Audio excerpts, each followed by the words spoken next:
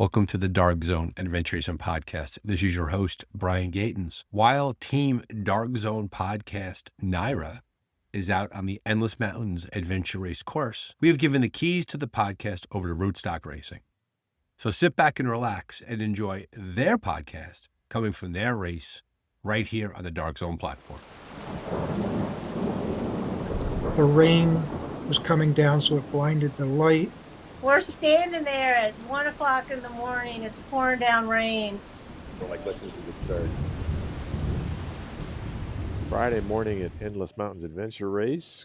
Good morning from TA5, bottom of the Somerset Reservoir. We've got a lot of teams digging out from under a fairly wet, rainy night, and we are going to grab Race Director Brent. Just going to do a quick update on where we think the race is at after a bit of an eventful night. It was a night. We had a big weather system come through last night. I think we're probably fortunate we made it this far into the race before having it, but not a great time to have it with tired racers who can't control their thermal regulation very well. We had the big ride to the Packraft TA. Right when we got all our bins open and all our stuff spread out, the rain just started coming down in sheets. This is Jim Mernon of Team Dark Zone Podcast. We threw all our stuff in our bins. We tried to set up shelter because we tended to sleep. We set up a hard bottom tent in the parking lot. By the time it was set up, it had an inch of water on the inside, let alone the fact that it didn't have anywhere for the water underneath the tent to go anywhere. We ended up making Brian a fort out of our bike boxes. I don't know how he didn't freeze to death, but Pete, Sherry, and I slept in the tent, in the water, just laying in the water. We finally got up because we were getting too cold and the rain wasn't stopping, and we literally had to get up to move. It brought our race leader 4-hour fuel to basically a halt overnight, which if they're stopping, that tells you something. Some teams kept moving, some teams hunkered down on the course, some teams hunkered down in TAs like this one, but it seems like everyone sorted themselves through the weather. Overall, it seems like everyone's taking care of themselves. I will say people are clearly waking up this morning, really reassessing. So we are creating a little bit more flexibility for folks. Now for teams that are at the back, we're giving them a way to move forward to TA6 that allows them to still be official and keep them on the course. It's day 4 of the Endless Mountains Adventure Race, and teams are strung out across miles. This requires us to have 6 staffed areas open as well, stretching our volunteer corps to the max. And this really is the crux of the race, the moment when teams begin to smell the finish line and think about how they're going to get from here to there in the time they have left. I'm sure everyone's looking at the 4-hour fuel progress. Going into the bike, 4-hour fuel was a few hours behind our fast projection. They lost a couple of hours on that first trek, which kind of explained that. But then they slowed down quite a bit on this final bike, and the weather really screwed things up. So it'll be interesting. I think they still have time to clear the course. I haven't looked at the tracking map, but someone just suggested to me that we may be at a point where they may be the only ones to pull it off this year. So that would be fitting for our 3-time champions. But some exciting racing now behind them in terms of strategy and how many optional points do teams get. So I'm excited to see how it all shakes out. From the south end of the Somerset Reservoir, teams have some decisions to make. Do they ride up to the summit of Mount Snow and across the Deerfield Ridge? Do they make the journey to Hogback for the embedded Mount Olga trek? Do they bite off even more and take on the bike rafting section, where they'll literally strap their bikes onto the hulls of their pack rafts for a short but point-dense paddle through the Harriman Reservoir, a section reserved for the hardiest of racers? That's really where the aspirations of the team met the reality of the race. When we got into Wilmington, we came to literally to an intersection where it's left the Hogback and it was right to continue on to TA6. And as a team, we didn't know what we wanted to do, right? There was a thought to push into Hogback and get as far as we can, knowing that we're up against the reality of the race. And that eventually we were gonna have to come off the mandatory course. And we fell into that trap of stopping to talk about it, finding a place to eat, sitting down and having a meal. And by that point, the energy to continue on the Hogback had kind of drained out of the team. And we were bummed by that. I knew staying on the mandatory course was going to be a tall reach for everybody. I knew that. And I knew that we were up against it. So In my sleep-addled brain, I knew that on one half that staying mandatory the entire course was extremely aspirational, likely unlikely. And yet, when the moment came to come off the mandatory course, it kind of hurt. These are the questions that will haunt teams long after they cross the finish line. In an event that requires as much strategic focus as Endless, the decision to drop this checkpoint over that one, the allocation and accounting of time, the ability to adapt and respond when estimates go awry, become those nagging itches that you just can't scratch, and teams will spend hours debriefing and reflecting on what the right decisions were, with the benefit of hindsight, time, and many more hours of sleep. If we looked at the paces we had to keep for the remaining section to get all the points, there was no reality in which that was actually going to happen. But you know, it's hard to do that in the moment on the fly. Right? Yeah, I think it was better for us as a team to stay on full course as long as possible. Vert invited me into their post-race debrief, where they spent 90 minutes dissecting their performance, section by section, checkpoint by checkpoint, mining the data for nuggets of information that could inform their decisions at the next race. And I don't think that was the wrong decision, but I think had we decided to drop F1 through 3, we probably could have gotten a couple more points on G. I think the trade-off would have been net positive. If we dropped those 3, we're going to get more than 3 extra points on G. From watching, it seemed like the bike rafting was a time suck for you guys. This is Matt's wife, Alyssa Gadeski, former professional triathlete and holder of several FKTs across New England. Alyssa was sidelined by injury for this year's race, but she was on site doing medical for a few days and spent the remaining time trained on the live tracking site, which allows friends, family, and fans to follow their team's progress with almost real-time updates. The transition in was slow. The first point, the topography and land was super weird, and there was a naked man there. You heard that right. One of the checkpoints on the reservoir took teams past a de facto nude beach. We needed to ask the naked man, Alyssa, you needed to be there. We just got to TA6, and who did we stumble across? Yeah. Team 4 Hour Fuel. I haven't seen you guys in days. Yeah, we haven't seen you either. Where have you been? Where have you been? Race leaders 4 Hour Fuel are the first team to arrive at the penultimate transition of the course, and the only team to do so, having visited every checkpoint along the way. Vert, still running in second, has dropped 2 points on the Stage F multi-sport extravaganza. Behind them are Gym City, Mercators, and Strong Machine. Each of them has skipped multiple optional checkpoints, but there's still enough course left in front of them that the final podium spot is squarely up for grabs. Did you get a little wet last night? Just a little, but our sleep was timed perfectly. Well, where did you sleep? Adventure Racing Sleep, where the best stories get made. Get a group of adventure racers together in a room and they can fill hours talking about where they've slept on a race course. As you heard earlier, in an adventure race, sleep time is on the clock, and it often takes place on the side of a trail, or in a puppy pile in a roadside ditch, or in a crowded tent in the pouring rain, lying in an inch of water.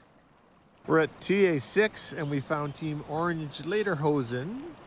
They got here last night, and what did you do? Built us a nice little apartment. Holy, give me a tour. Rootstock cribs. Rootstock cribs. Yeah, we stayed really warm and dry inside. We made minor improvements throughout the night with our trekking poles. Yeah, it was a very quick erection because the weather was coming, it was raining down on us, so we had the tarp over first, and then we're like, oh shoot, we need poles, it's starting to pool above us. One of the tent stakes came up, so we lost a flap and it dumped water everywhere. But other than that, well, you know, you're first-time homeowners in this situation. Yeah. We figured it out. Yeah, it worked pretty good. You're so lucky. Why? We were going to do 2 CPs and then sleep. We did 2 CPs and then decided to go for a third. We could hear the rain coming, so I put up the tent, throw up the tent, get in it. We set the clock for 4 hours? For 4 hours. Woke up at the 4th hour, it was still pouring outside. Decided to give ourselves an extra hour. Woke up, got out, no more rain, and it's been beautiful since. You're the second most luckiest team I've talked to this morning. Who was the luckiest? And what was their story? Every so often, the AR gods look down kindly upon you, and you find shelter at the exact moment that you need it most. I've slept in barns, in U-Hauls, in food trucks, in public bathrooms and roadside rest stops, in an abandoned Girl Scout camp in Tasmania, a never-used septic tank in Faro, and a covered wagon in the expansive ranchlands of Wyoming. Last night, 2 of our teams got caught in storms atop the Deerfield Ridge, and when they were finally able to make their way down, they found refuge in a 24-hour 7-Eleven in West Dorset. There, Bill, who was working the night shift, dimmed the lights in the store's liquor section and served up fresh pizza and snacks. For one of the teams, it was exactly what they needed to keep moving through the course. After the race, they would go on to sing Bill's praises in a letter to the editor in the local newspaper. And for race leaders 4-Hour Fuel, we found a very nice barn. Yeah. You found a barn. A sugar shack, and they had a barn and a covered place, and they were very kind to let us sleep in there. We had a good sleep. It really makes a difference. We were getting a bit low on energy, but now we're back online. We're back full mode. To all the dot watchers. 4-Hour Fuel embarks on a point-to-point trek through the southern expanse of the Green Mountain National Forest. The route takes them along a relative plateau, where they will encounter wet and marshy conditions as they traverse a series of beaver dams and trout ponds. Trails here are sparse, and for 4-Hour Fuel, the section offers many hours of off-trail navigation. For most other teams at this point, course amendments to this stage, shifting some of the mandatory checkpoints to optional and opening access to an off-limits road, will mean quicker travel en route to the stage's final challenge, an orienteering relay at the Prospect Mountain Nordic Ski Center, where each leg is worth a single mandatory checkpoint. Just after 2 a.m., day 5, Endless Mountains. We're at TA7, which is at Prospect Ski Trails. And the entire race is here and the O relay before a sprint to the finish. This is my 7th expedition race, right? And there are race endings that are kind of lonely. You and your team are on the course, and by that point, the winners of the race are way, way ahead. And you never see them again. You're slugging it out on the course, and they're back in the hotel taking showers. So it was pretty wild to be that late in the race, seeing 4-Hour Fuel there, and seeing Burke there, and seeing Jim City there. It was interesting to see that. And so I just got to sleep. I laid on the ground, and I watched. For a lot of teams, there's still plenty of time. I think there's this interesting dynamic in that there are different tiers of rankings, and there are a lot of teams that have skipped some mandatory points who don't feel, I think, as much pressure because they've let some of those mandatory points go. And so if they need to let more go here, they can do that, since each of the sections is considered a mandatory point. For teams that are staying on the mandatory route, which means they rank higher, there's a lot of pressure because they need to finish all of the O relay legs to remain in that mandatory pool.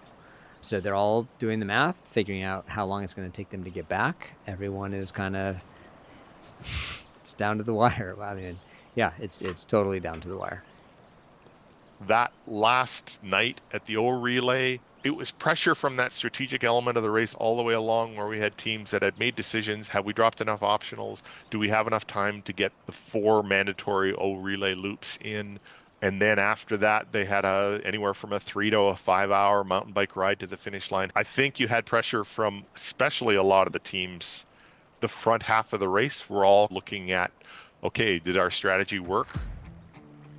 We walked into that lodge, and then we did what we've been talking about for 2 days.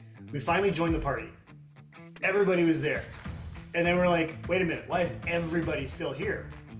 Then Glenn came over and said the 4-Hour Fuel wasn't even there yet. Nobody knew where they were. So we're like, oh my God, if they come in overtime, we still got a shot at winning this thing. Just like stick a needle in one arm and then the other. I was wide awake. We had the leading team that basically built their whole race on the assumption that they made that a fast team could go through and could clear the entire course. Wasn't guaranteed, and I think they were a little bit worried about it. You could see the tension in there. For better or for worse, it was pretty interesting course design that you brought the whole front of the race together in the last 12 hours in one room and turned the screws and turned up the pressure. It made for good drama. It made for good television if we actually had television there. The orienteering relay presents a unique challenge in a sport that is so guided by an ethos of teamwork. Here, for the first time all race, in the final, quickly diminishing hours, teams are forced to separate, and each member has to go out on their own and complete an individual foot loop with map and compass. Teams are allowed to coach each other and guide each other. D's easy, that's right. That's the first thing you get to when you leave here. D? Uh-huh. That's what I thought. Are they named? But when they're out in the woods, it's each individual for themselves. We're in the base lodge. We're trying to figure out what's going on, what we're going to do, who's going to sleep, what the order is going to be. And Steve and I are sitting on the ground, and Rick walks up, and he has this grin on his face like a 5-year-old coming down for Christmas. And I just look at him and I say, Rick, the answer is yes. You may go out and do hard long and hard short and come back, and Steve and I will take the rest. And he's like, okay, good. I was hoping that's what you guys were going to say. This is JP Farley of Team Chaos Required. JP started the race with Rick Keelty and Jason Glenn, the 4th Endless Mountains for all 3 of them. 36 hours into the event, Jason was forced to retire due to injury, and a day and a half later, Rick and JP paired up with Steve Hambling from Team North Star. Remember them, the 2-person male team who was leading the race 9 hours in? Steve's teammate Paul suffered a wrist injury on the Stage D bike and, like Jason, pulled out of the race. When the 3 remaining athletes joined forces, they became a team for the ages. You're like the racehorse where he's in the cage, and if you don't let him go, like something bad's going to happen. So I was like, Rick, just go and we'll see you in a little bit. I was very excited to get to the O relay. I really like short form orienteering. I view it as a different sport than adventure racing to a degree. It's shorter, it's fast, it's aggressive. You have to be really on top of the points. Your bearings have to be spot on. I don't believe you can do it with a wrist compass. It's a very mechanical, precise type of sport. I just really enjoy doing it. I was really excited getting there. And so yeah, I went out and did the hard, long, felt like I nailed it, came back pretty fast in 55 minutes. The legs for the O relay are graded from short and easy to long and hard, with each ranging from roughly 1 to 2 miles. And unlike on other sections of the course, racers received no guidance on time estimates for this section in their pre-race schematic, because navigational prowess varies so widely across individual racers. For 4-person teams, the calculation is easy. Each member is required to complete one of the 4 legs of the relay. But for 2- and 3-person teams, there is some strategic wiggle room in thinking about how to complete the additional legs. Immediately went out to do the hard short, did that in 35 minutes, came back and then started hearing as I was walking back to the group that there were teams that had gone out on the hard long that had been out for 2+ hours and still weren't able to come back. And I felt really good about that. I was doing the team proud. And because I had gone through it as quickly as I had, knowing that the easy courses were next and being able to give instruction to the team, I felt incredibly confident that we were going to get through this section without fail. And these are all mandatory points on the course. So yeah, we're technically unlisted at this point, but you know, we had hit every mandatory plus a number of optionals at that point.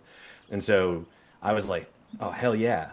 When Rick comes back in, the energy level and his excitement coming back in, it was like kind of a transfer. His energy going a million miles an hour and starts talking me through, this is what it's like out there. You're gonna have to use your altimeter. This is the approach I'd take with this, looking at the map.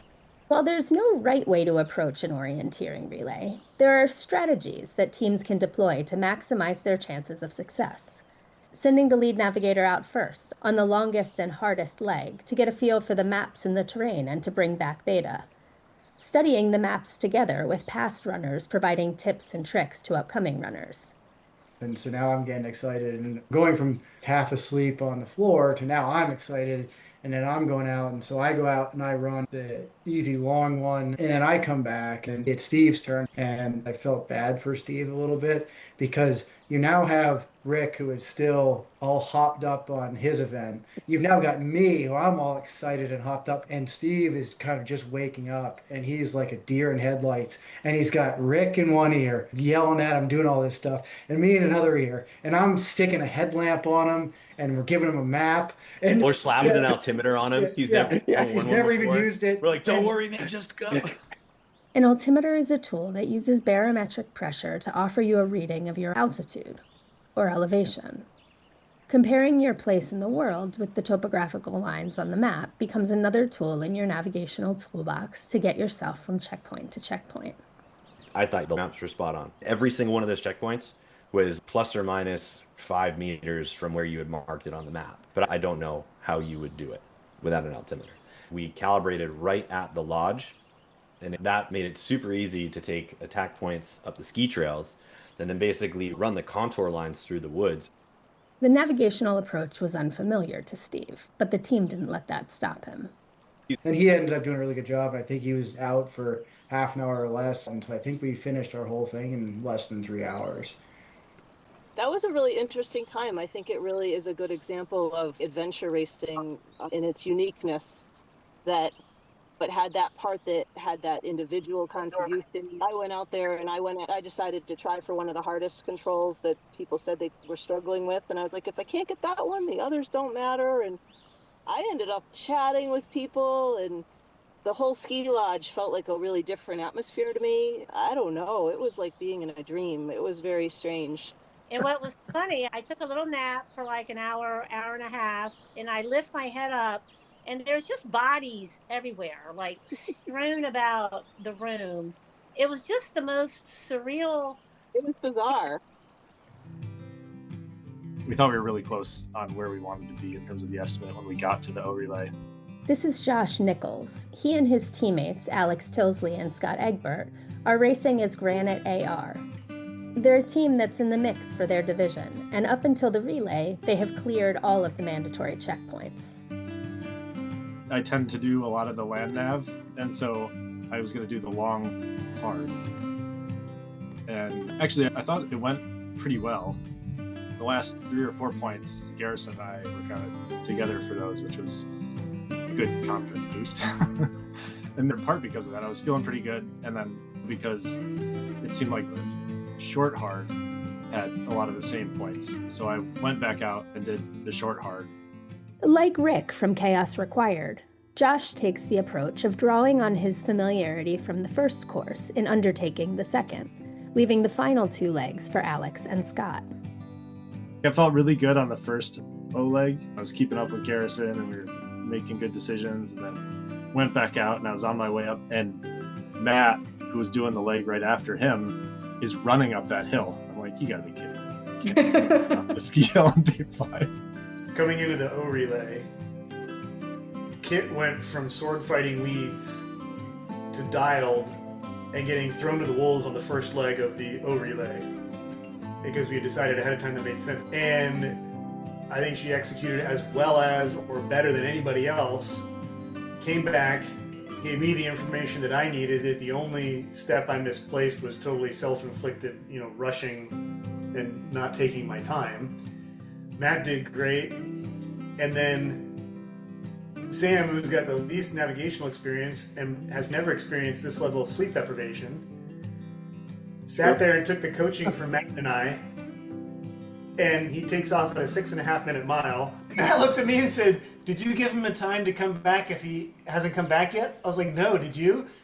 And he's like, "Uh-oh." But Sam crushed it. That was fun. Garrison shook me awake and put a caffeinated goo in my face and was like, "Eat this, it's time to go." It took me a moment after running out the door to look at the map and look up and look at the map, and I was like, oh, Brent did this on purpose. This is a little goofy. It was clever, but it was fun. It was good. And we had more. We had more in the tank because it felt really good to run around in the woods for a second. He came back way faster than we expected. We weren't even done doing our pre-transition yet. It felt good to execute that as a team at the end. It 100% showed us that we did have more that we could have used earlier. It was there. It just was going to hurt to get to it mentally and physically. You just came off the mountain? Yeah, I did the long, easy course because I could run fast, but always in the wrong direction. A lot going down here. Yeah, it's so exciting. It's all come to here. That's why you stay up late to watch the live streams. It's not the same in the morning. You gotta stay up. I remember at one point we were sitting there watching, and Strong Machine was there. It was interesting to see how they were clearly, in my head, they felt like they had house money. Like they were doing well on the course. They were relatively well rested. They looked good. They were strategizing together before they would go out as a group, as the four of them, and other teams couldn't do that. You could see that how it really was a true test of how the team was going to hold together. From the beginning, we kind of just had our own plan of taking it a little easier. We are racing with a woman who's doing her first expedition race, and as a team, it's all our first time racing with each other, so we didn't want to put too much stress on having to make everything work out perfectly, which is what you have to do to clear a rootstock course. So we dropped a point on the B leg and continued to drop points pretty consistently through the optional points, and just tried to stay ahead of the course because it's a big one, and kind of hope that those top teams would make a mistake. And they're greedy, they want to clear that course. I was up there orienteering away, and there comes the top navigators from the top teams running by me. I'm like, how are they behind me in the course? That's kind of what we thought when we saw the schematic and we heard the race briefing. It's kind of playing out exactly the way we thought, so it justifies our strategy and our approach, and we never wavered from that through the race. But as a fan of all the people involved, it's pretty fun to watch it all play out. So here we are back at the O Relay, and we know that dot watchers are probably watching very closely at this point of the race, if you haven't been watching already, but also maybe with a fair bit of anxiety, because there are obviously a lot of teams, and a lot of, especially our top teams, are still here at the O Relay. Racers are reviewing their rules about lateness, and we've been talking to them about that, and so we thought we would share with you that the written rules for late finishes are teams lose 1 checkpoint every 5 minutes. Teams are looking at that and weighing some of their options and even thinking about that rule strategically. That is how the rule is written, and some teams may actually make choices to find mandatory checkpoints to stay on the mandatory checkpoint ranking, even if it means they sacrifice a point or two in the overall standing. So you may see some teams pushing it to the end. You may see some teams finishing a bit late, or maybe even a little bit more than late, but it's okay. They are still ranked finishers, hit with a deduction in their overall point score. Keep watching. To suddenly have this situation where actually the incentive kind of is to be late, where the way the scoring worked, it made more sense to stay as long as it took to finish the relay and get back late. And that's so unusual in AR. Usually the number one thing is to be on time. And so I think that was hard to wrap our heads around, particularly on day 5. This is Josh's teammate Alex from Granite AR. Making that decision to theoretically stay as long as it took and be late, was adopting a really competitive mindset, and I think it was unfamiliar to us. I remember Josh coming back from the second course and the two of us sitting down and looking at the time and saying, we can only do one. We're not going to be able to finish all of this. I think at that point, the goal was still to finish on time. Yeah, so we were working toward being on time. We figured I would go out a short easy to just get one more point, and then we were going to go back and be on time. But I think somewhere in that discussion, Brent was holding the captain's meeting to go through the rules about lateness. I was on my way out the door, and Josh grabbed me and said, hey, it might make sense for us to be late. 2026 Endless Mountain Adventure Race. TA 7. The race is all in this room, and math is hard. 5 days, the final sprint. Sprint's on. We're counting on time. We got a 4 or 5 hour bike ride back, depending on how fast it goes. We got to build the bikes and hustle out. We're not in the worst of it. This team's in a worse spot, so it's gonna be fun. Love to watch. Yeah, love to watch, not be a part of it. Thanks. From the O Relay, teams returned to their bikes for the final stage of the race, a straight shot south across the Vermont border to North Adams, Massachusetts, and the long-anticipated finish line. But teams were warned in advance not to rest on their laurels here. The terrain is burly, and the road quality is inconsistent.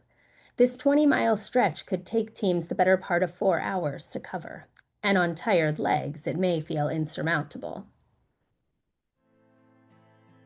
I was 3 hours we were pushing our bikes. I think if we rode our bikes more than 15 seconds, that would have been an overstatement. That last bike in I'm glad that we made the decision to go when we did, because we needed it. Yeah, there was a lot of expletives, but it felt like it took forever. I feel like we rode through like 25, 30 puddles, just huge, 40, 50 feet long, up to the hubs on the bike. Please God, don't let me hit a rock in the middle of this part, so I'm gonna go for a swim. We just kept making our way south, but it was a brutal finish. It was one of these things where you know you're getting there and you're moving. And eventually we got the checkpoint, we kept heading down and staying on this trail, and the trail was relatively easy to follow. At one point we lost the trail and we crossed this amazing beaver dam. It was completely worth the trip to get there. How Mother Nature makes this 6 foot high, massive dam that holds back millions of gallons of water is really wild to see. And then we just kept descending, riding. But we got to the point where we would turn a corner. I'd be like, we gotta almost be done. You turn a corner and you see another rocky hill and you're like, off we go. Walk to the top of it, go down the other side. Being from Indiana, there's some pretty famous clips of Larry Bird, phenomenal basketball player. Larry Bird was so good, he'd go out there and say, hey, I'm gonna do this, I'm gonna go there, I'm gonna make a 3-pointer right in your face. And then he would go do it. I feel like Brent told us what he was gonna do, and then he did it. It was the hardest finish to a race I've ever had, by a mile.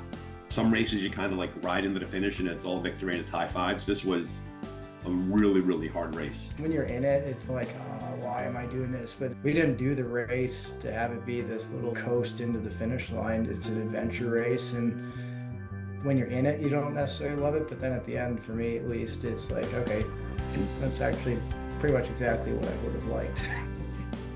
For that entire hike-a-bike back, we replayed all of the decisions that we made the whole race, trying to figure out, could we have squeezed out another 15 minutes here? Where was this 2 hours, whatever? Here is Granite AR again. After thinking hard about the prospects of clearing the full orienteering course, the team ultimately decided to drop the final point, completing 3 of the 4 legs and leaving 1 mandatory checkpoint on the course. When Scott came back and we were looking at doing the long easy, I think we were teetering on the brink of ridiculous. We had committed to the strategy of get everything, but then even still, math was a little bit scary. Oh, we're going to go out there. We're going to be the only team out on this course. We are going to be all by ourselves going back. I think it was validating of the decisions that we made, because even though we'd given up that one on the O relay, we hadn't given up entirely. We didn't give up.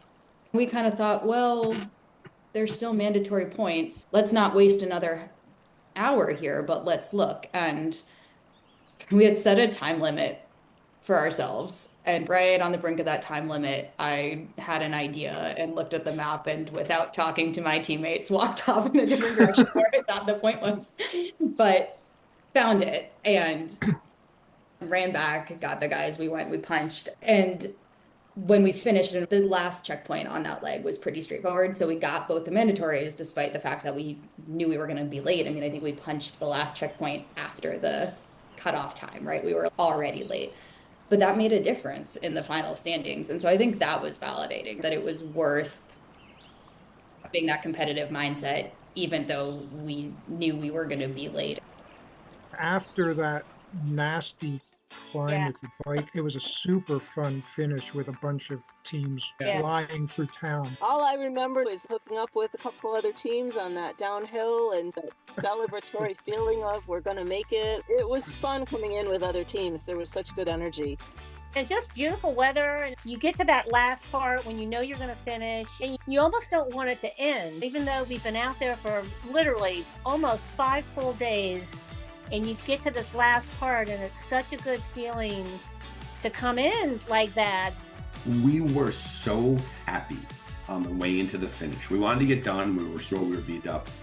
But knowing that the 4 of us, at 55 and a half, I'm the youngest member of the team. And we sort of realized that the ability to do a rootstock race in Vermont as a team, with all of the noise around, all of our respective lives, that we knew that we were finishing up something really special.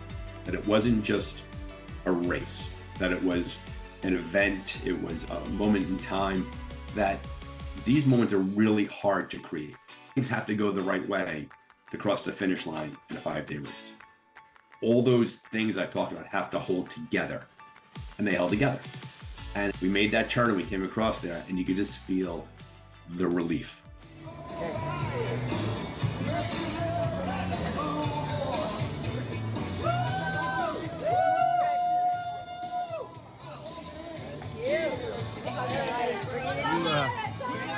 You look like a racer, my man. Oh, feels like a racer. You look like a racer. Not just a talker, he's a racer. The first short course teams come across the line at 2 o'clock on Saturday morning. At 9:14 a.m., 46 minutes before the course closes, 4-Hour Fuel crosses the line as the official winner of the 2026 Endless Mountains Adventure Race. Nearly the entire field is there to cheer them in.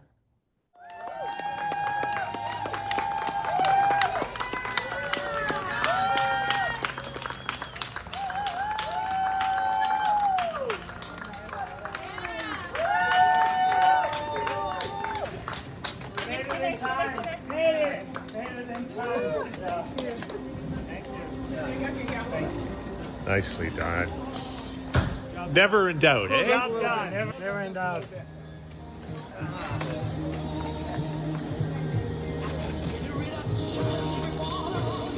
Good job, guys. On the final episode of the Endless Mountains podcast, official standings, returning to real life, and holding on to the magic of the adventure.